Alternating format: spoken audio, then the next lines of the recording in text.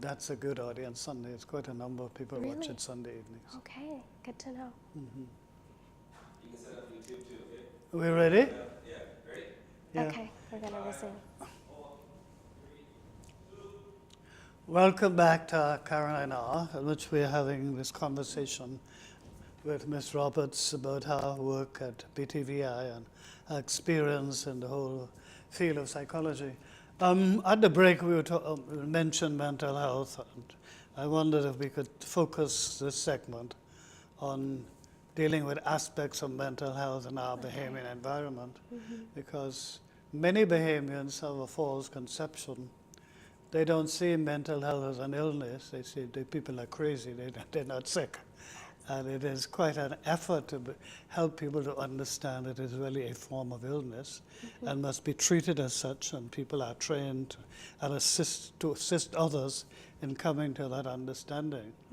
In your experience, have you come across people who share that opinion about people just crazy as opposed to being sick? It is culturally normalized, although I think there has been improvement in terms of people speaking out and up about mental health and mental illness, but still it's not uncommon for you to hear a lot of misinformation and myths surrounding what mental health is and even whether it exists and its relevance in our society. I say to people that mental health and mental illness are two different things. Mental health speaks to just how we as human beings, how we cope with day-to-day issues in our lives, and that ranges from how you see yourself, how you relate to other people, how you problem solve. Mental health is kind of the cushion of how we navigate our world and how we navigate experiences. Mental illness, on the other hand, is a diagnosable condition or disorder where there are signs and symptoms that a clinician, according to criteria, they would determine whether you meet or do not meet signs for these particular illnesses. And there's so many. You have depression, you have anxiety, personality disorders. So I tell people mental health is something that we all experience. However, not everybody will develop or meet criteria for a mental illness. Mental health is important because you have to learn how to cope with a frequently changing world and experiences. We all need coping skills, and we don't all possess them, but there are persons out there, supportive agencies to help you navigate and make sense of things that don't feel so good or right for you. And what, in terms of your experience here in the Bahamas, which would be mainly New Providence, in terms of talking about mental health, and how do you have experience dealing with young people? I mean, not so much school children, but I would say young adults. Yes. That age group. Yes, so I have experience with persons of various ages. So I have had been afforded the privilege, as I said at the start of the program, to work closely with Dr. David Allen, who I interned with during undergraduate studies and completed training during my graduate studies. And there I learned individual and group therapy. And with those skill sets, I was able to work with children of various ages, adolescents, and adults. And so you would think that mental illness is something that just affects older persons, but these can present very early in childhood in some instances, and 1 in 5 individuals, in fact, will experience a mental health disorder. And although the exact prevalence of mental illness in our country is unknown, we have inferred that it mimics existing statistics in that we experience many of the same things that people from other countries experience. And so it is prevalent and it is real. And we have to make that priority, that no, this is not in people's heads per se. We each of us experience difficulty and challenges, whether emotional, mental, and help is available. Well, making it known that help is available, and then giving people the confidence to seek the help to it, because there are some people who are afraid, some are doubtful, You're and right. so although the help is available, they don't make use of it. That is correct, and I think it stems once again how we perceive mental health and mental illness. Typically, the talk is, you have to come from a certain family to have a mental illness, or mental illness only happens to certain people.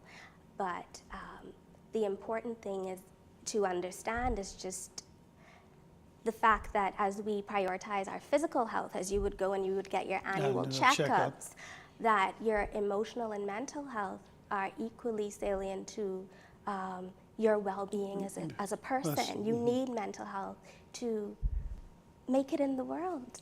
You do need it. And we, I think, have to be careful of not just the misinformation that we communicate, but also how the media speaks about mental health and mental illness. I think is equally important, because it does not fully define a person. It's one aspect of their life, but mental illness is not an entire being per se. Right. It's something that people deal with, but is not who they are. That's a big distinction, though. Right. But and there are people in the media who are incompetent to make that distinction, unfortunately. And so comments and articles are written without having the basic background to cope with it properly. Correct. But in terms of, you mentioned the term well-being. It's an extremely important concept, because there are a lot of people who are physically well, but emotionally anything but well. And so well-being takes the whole personality. It does.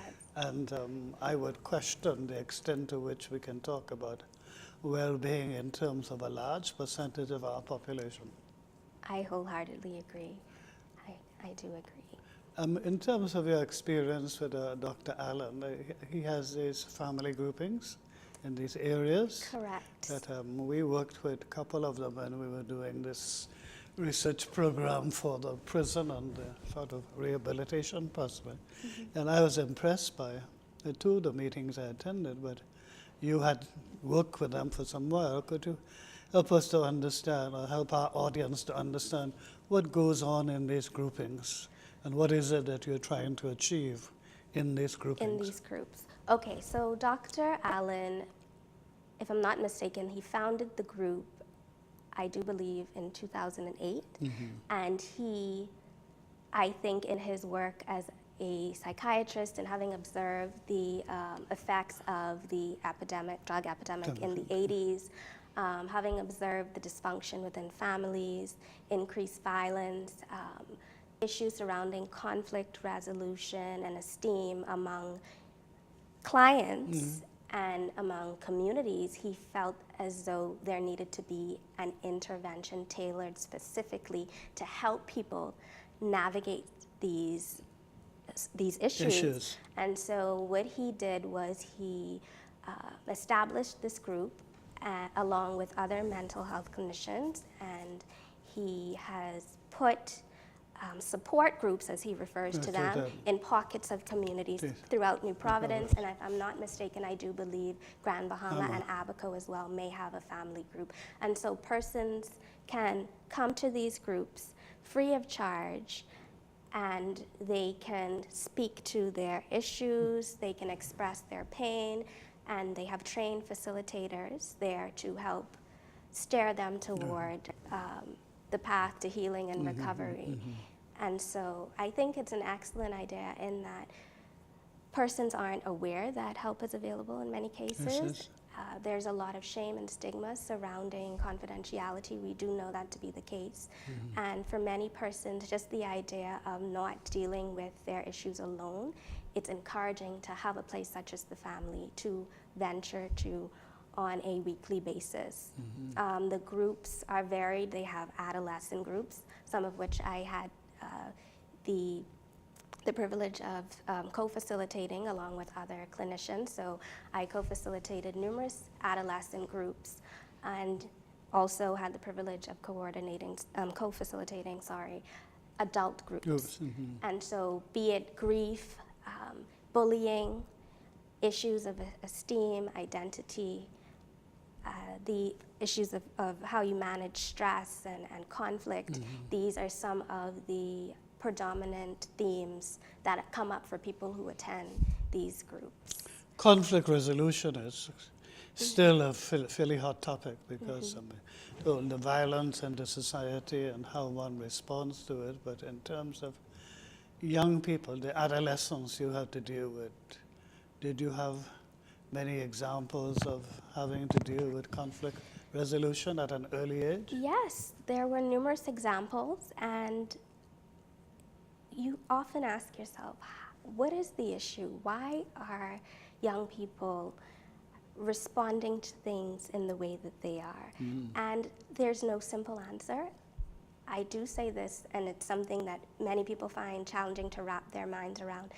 Young people are particularly challenged by the pressures of 21st century. And so we typically think of emotional and mental illness as specific to adults, but similarly, young people, they're stressed at school, there's pressure within the home, there's a lot of pressure that is placed upon them in this wired culture of technology. And so for many of them, they struggle to manage their stress, which comes out in often violent ways, ways that are behaviorally not socially accepted. But I typically try to not label them for that behavior, rather understand what are the unmet needs that they have, because that is coming from somewhere. Nobody typically just wakes up and has an episode of violence or demonstrates unruly behaviors per se. It's communicating a need, and we try to present them a safe environment. In my time there, and as the facilitators there, I'm sure now continue to do, where they can be themselves, but simultaneously receive the guidance for how to best manage problems that they encounter day to day.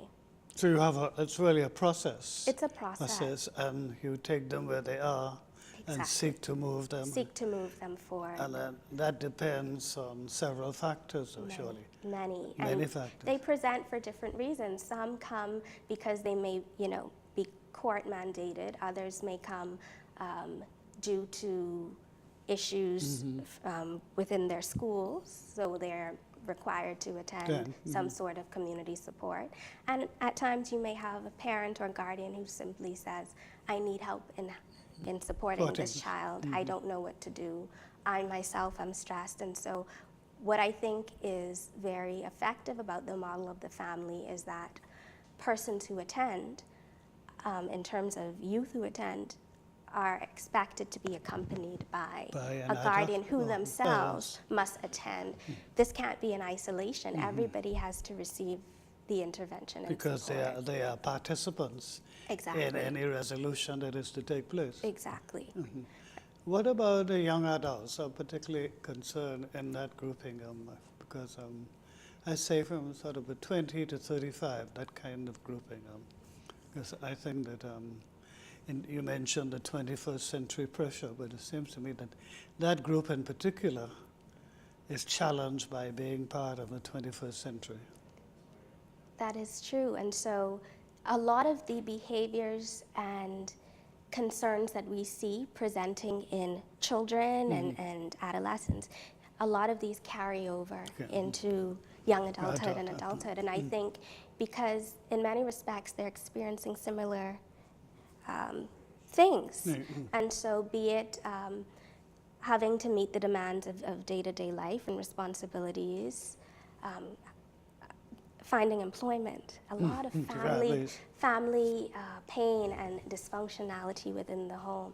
And so many people have this pain, but they don't have the words, or they may not know how to identify that pain and how to make sense of the pain that they are feeling. And what happens, Dr. Allen would often talk about this in his theory, is that pain we internalize and we direct that pain towards self, or that comes externally to other people.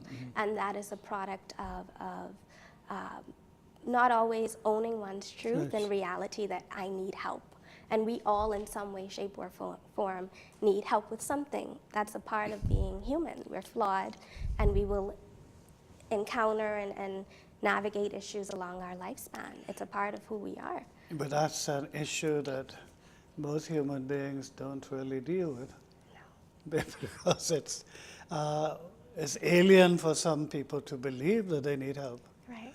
and a false sense of self-sufficiency that really invades our culture and Correct. produces situations that we could do without. But we must come to the end of our second segment at this Okay. time, so we will take a break and then come back to our final session dealing with the general society. Okay.